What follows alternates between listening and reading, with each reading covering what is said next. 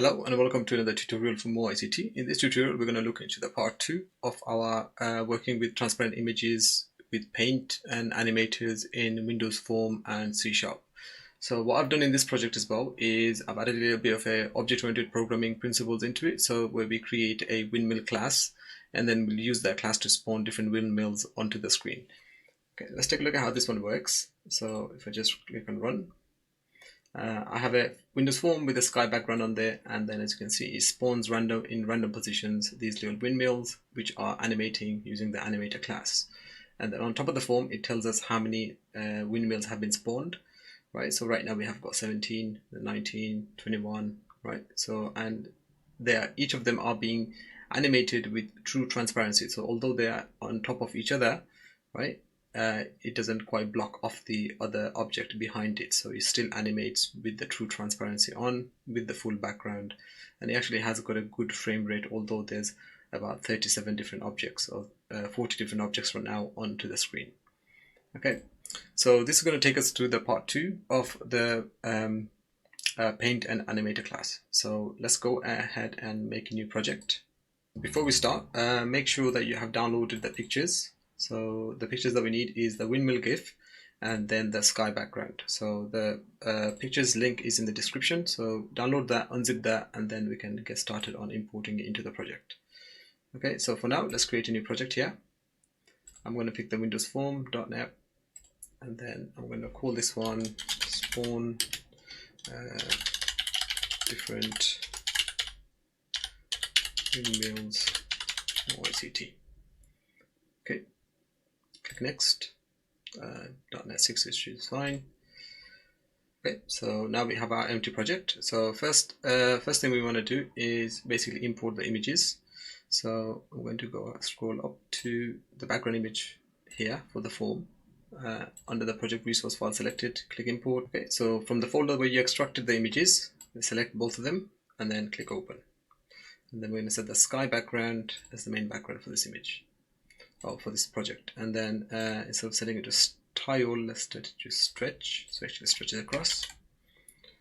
Okay, we're also going to need a timer, so drag and drop a timer, drag and drop a text box instead of a timer.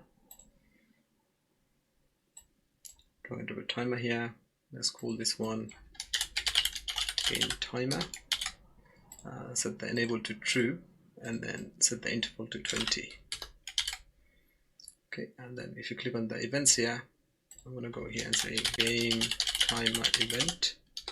So that will add the event to the code. We need one more event. So while in the events window, click on the form, and then we should be able to find the paint event.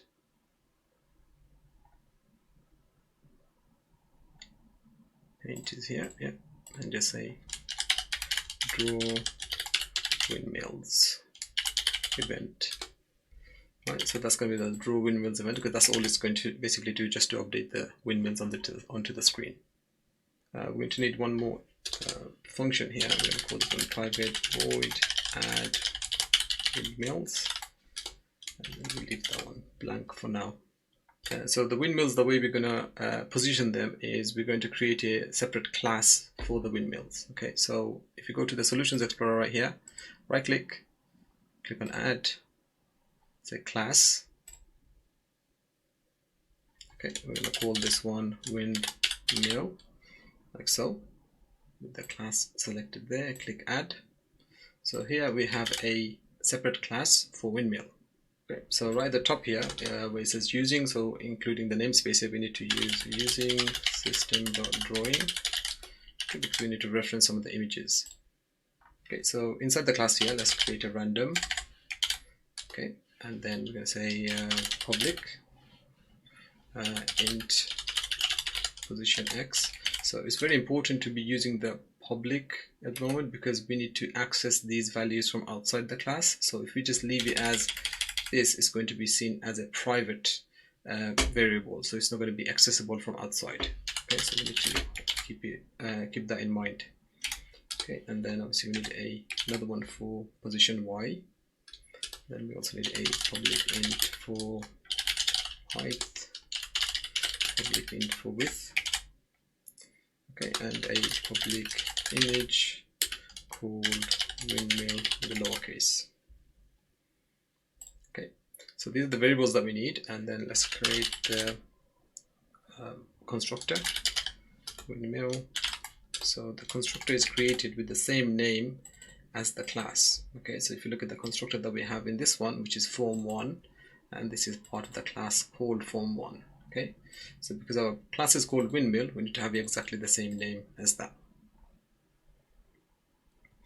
Okay, so now we can say position x is equals to random.next, say 10 and 760. So this is just arbitrary number. You can play around with, oh, this is 0 there for some reason. So you can play around with other numbers if you want to change and see what kind of effects that we have. Okay, so position y, 10 by say 400. Okay, and then after that we're going to have the height, set that to 50, and width, set that to 50 as well. And of course the windmill, instead of having new image, we're just going to load up the other image for it. Properties, the resources, the windmill.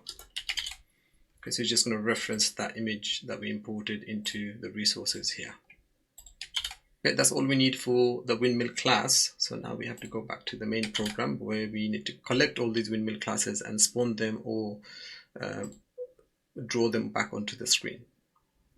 Okay, so right here, first thing we'll do is we'll create a list of windmills.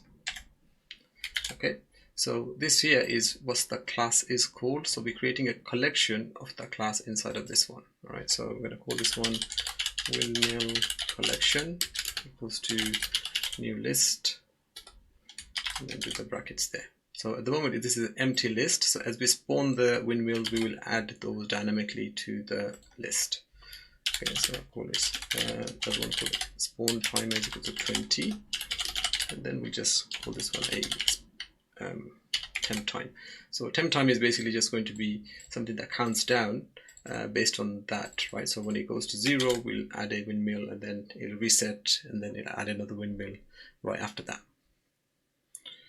Okay, so let's do the add windmill function here. So we're going to call the windmill class. We're going to create a new instance of the windmill class, call it new windmill goes to windmill, right?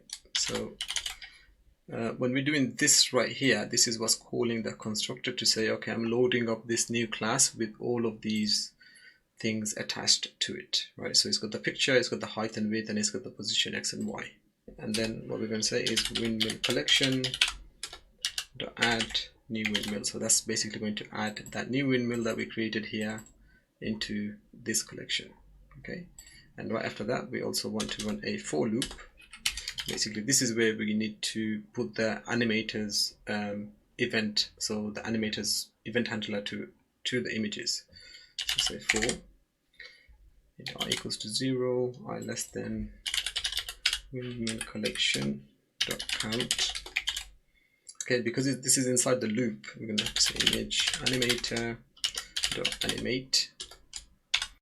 Right, so now we need to say windmill collection and then reference the array that's going through the list there, and say windmill, because we need to reference a picture here, right? So each of the windmill collection childs or this new class has a image called windmill, right? So that's what we are accessing through there. This is why this part here is public.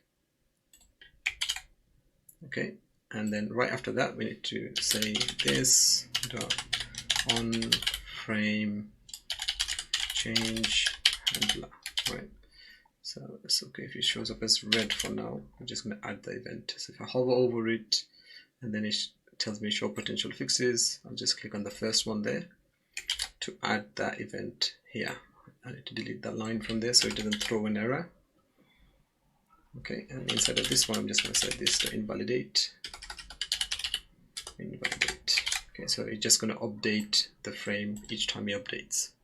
Let's do the game timer event. So I'm going to say temp time is minus minus, right? And then I say if temp time is less than 1, add windmills, run the windmills function, and then temp time is going to be equals to spawn timer, so it's going to reset back to 20. Okay, and then right after that we want to say this dot text. So this text, so this refers to this form. So always remember, whenever you're saying this dot back color, this dot text, or this dot height, this dot width, so this basically is referencing to the form. So if you're working inside the form, this is how we actually do it from the actual C# code. Okay, so if we go in there and say now total number of windmills, like so, and then say plus windmill collection count plus say more ICT in the end. Okay, so that way it's going to keep track of how many windmills have been added to that list. Okay, so because the timer is going to run straight away, so we should have one spawned onto the screen, and then straight away after we just have to wait like 20 milliseconds for the another one, so that shouldn't be a problem. Okay, so now it's just the last bit is to draw the windmill onto the screen. So this is where our position X, position Y, and all of these things actually come in, because we need to access all of these positions in order to know where to draw those images to the screen. Okay, and in the last tutorial we for the paint one, we used the update function for the table fan and for the windmill.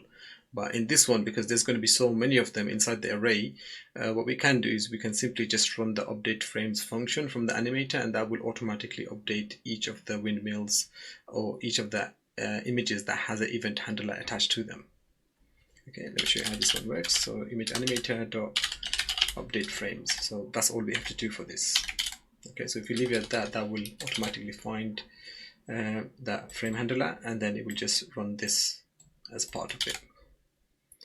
Okay, and then we need to go ahead and do a for each loop. So this is why we added all of them to a list, because this way we can actually keep track of how many of them are there, which position they are in, and where to sort of position them and where to animate them. Okay, so for each, we'll call this one windmill. Okay, probably about temp image is fine in windmill collection. Okay, so say e.graphics draw image. So right here we need to put in all of the logic, so all of the information from the class. Okay, so say first one is the image that we need, so temp image dot windmill. So that's what the image is called, right? And then we need to give it an X and Y position. So temp image dot position X. Let me say temp image dot position Y, comma. Now we just need the height and width. So temp image dot height, and then temp image dot width. Okay. So here we have the draw image function that actually takes in all of these variables. So you see, if I hover over the draw image, it tells me that first I need to have the image, which we have. Then we need to give the value for the X and Y, which is also inside of the class, so it's keeping track of itself. And then we need the width and the height. I think I got the width and the height in the wrong place, but because they're both 50, should be fine, but it's still good to have them in the right places. Okay, so I got the width and the height right there. Right, so with the timer and everything started, we can actually run this now and see if it actually works.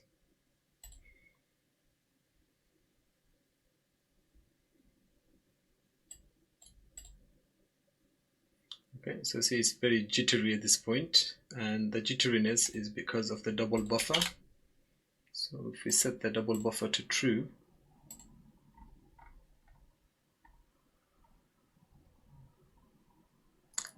the flicker should go away. Double buffer is false. Set that to true, and then run it again. There we are. So right now it's spawned 5, 6. So it's already spawning them, and as you can see, they're animating properly, and they are true transparent animations on Windows Form.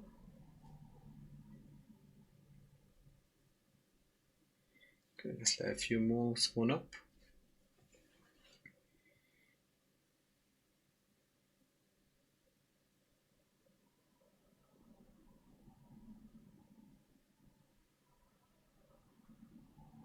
Okay, so far we have 32. So larger, so you can see like there's a cluster of them here, and they're still transparent, although they are being painted one on top of the other. Okay, and it seems to be working just fine.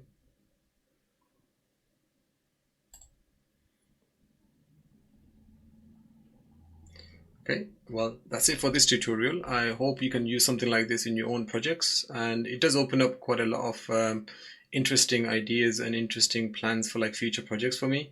So hopefully I'll be making some more using the paint and animators to test out how we can do some other stuff like collision detection, maybe clicks, drag and drop, and so on.